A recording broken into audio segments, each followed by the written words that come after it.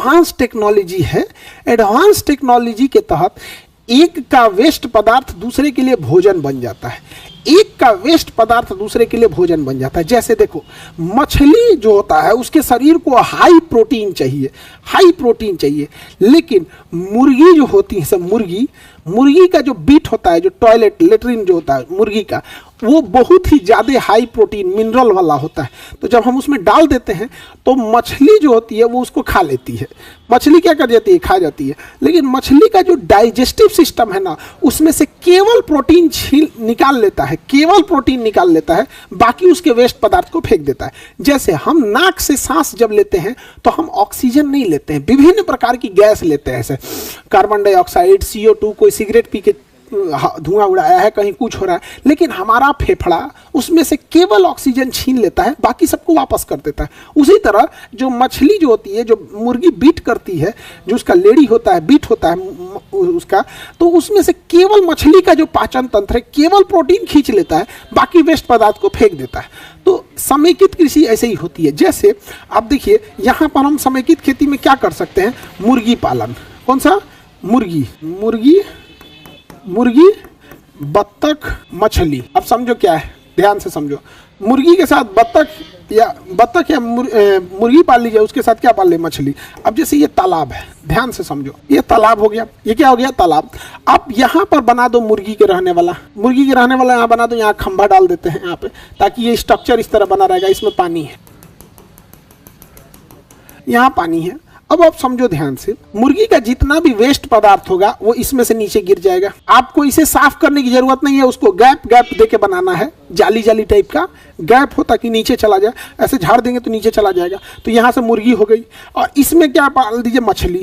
अंदर क्या रहेगी? मछली। अंदर मछली है, मछली का भोजन हो गया, आधा तो ऐसे हो गया। अब मछली को जो दूसरी चीज़ों की जरूरत होती है वो ऑक्सीजन की। ऑक्सीजन मछली को तभी मिलेगा जब पानी में हलचल हो। पानी में क्या हो? हलचल हो। हलचल करने के लिए आप बतख पाल दीजिए, तब ना। इसे पानी पसंद है, बतख जलीय जीव नहीं होते हैं, इसे पानी पसंद है।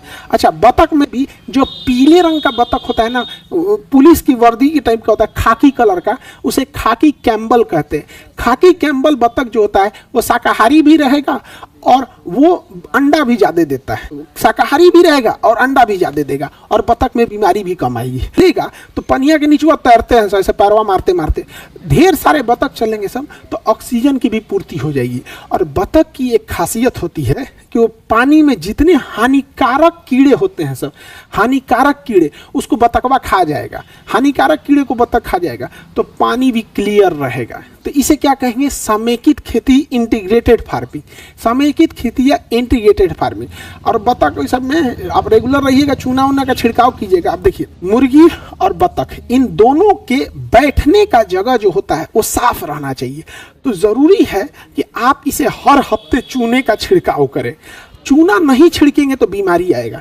तो जैसे इस पे चूना छिड़केंगे तो चूना नीचे गिरेगा, और जैसे चूना पानी इसमें गिरेगा ऑक्सीजन बना देगा। चूना पानी में गिरते क्या बनाने लगेगा? ऑक्सीजन। तो जो हम चूना छिड़काव किए मुर्गी की सफाई के लिए, बतख के सफाई करने के लिए, जब वो चूना नीचे गिरेगा तो ऊपर तो सफाई भी कर दिया, और नीचे जैसे पानी में गिरेगा तो रिएक्शन करके चूना क्या बनाएगा? ऑक्सीजन बना देगा। तो मछली को ऑक्सीजन की भी पूर्ति हो गई। छोटी मछली को खा जाएगा। बतख शाकाहारी वाला ले रहे हैं या मांसाहारी वाला ले रहे हैं, इस पे डिपेंड करता है। बकलोवा अगर इसमें मांसाहारी बतख रख देगा मांसाहारी बतख रख देगा, कुल मछलियां खा के चल जाएगा। नहीं समझे? आगे बढ़े। उसी को क्या कहते हैं? समेकित खेती। अब देखो, मछली जो होती है, मछली को तालाब का ढाल तिरछा चाहिए होता है, तो इसलिए तालाब का ढाल जब तिरछा बनाएंगे तो मछली के लिए अच्छा होता है। लेकिन तालाब का ढाल खड़ा बना दीजिएगा, खड़ा तालाब का ढाल बना दीजिएगा तो वहाँ झींगा के लिए अच्छा होता है। तो चारों कोना जो रहेगा उसमें एक कोना का ढाल एकदम खड़ा बना दीजिए, उधर झींगा पाल दीजिए, खत्म कहानी, हो गया झींगा। समझ में गया कि नहीं आ गया? तो इसी को क्या कहते हैं? समेकित खेती, इंटीग्रेटेड फार्मिंग कहेंगे। क्या कहेंगे? Integrated farming. ये जो तालाब है, ये तालाब के पास पानी रहेगा कि नहीं रहेगा? तालाब के पास पानी रहेगा तो बहुत ज्यादा पानी चाहिए, तो साइड में आप क्या बो दीजिएगा? केला का पेड़ बो दीजिएगा, हो गया। इससे फायदा क्या होगा कि अगर आपके खेत में, आपके तालाब में कोई जलन से जहर फेंक दिया ना, तो मछली के मरने की संभावना फिक्स है कि मर जाएगी। लेकिन जहर फेंकने की जानकारी अगर आपको मिल गई और समय रहते आप ये केला का पेड़ काट के उसमें फेंक देंगे ना, तो आप केला में देखिएगा ना, अंदर ना